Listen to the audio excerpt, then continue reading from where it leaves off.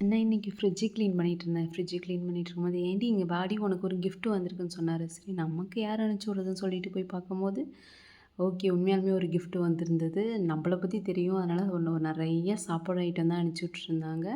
என் ஹஸ்பண்டோட ஃப்ரெண்டு மும்பையிலேருந்து எனக்கு அனுப்பிச்சு விட்டுருந்தாங்க. அதில பார்க்கும்போது நெறைய ஸ்வீட்டு, ஸ்நாக்ஸா அதுக்கப்புறம் பூஜைக்கு போடுற மாரி ஒரு பூஜை செட்டு, அதுக்கப்புறமேட்டுக்கு கொஞ்சம் ஸ்நாக்ஸு, ஒரு ட்ரிங்க்கு மாரி இருந்துச்சு. அது வந்துட்டு உடம்புல என்ன பாடி ஹீட் குறைக்கிற மாரி ஒரு ட்ரிங்க் ஒண்ணு அனுப்பிச்சு விட்டுருந்தாங்க. அது ஒரு கொஞ்சம் பெருசா ஒரு தண்ணீல ஒரு 1/2 லிட்டர் தண்ணீல ஒரு 2டே 2 மூடி மட்டும் ஊத்தி, அது கலந்து குடிச்சா உடம்பெல்லாம் பாடி எல்லாம் கூல் ஆயிடும் அப்படின்னு சொல்லிட்டு சொன்னாங்க. சரி ஓகே அப்படின்னு சொல்லிட்டு ட்ரை பண்ணி பார்த்தோம்.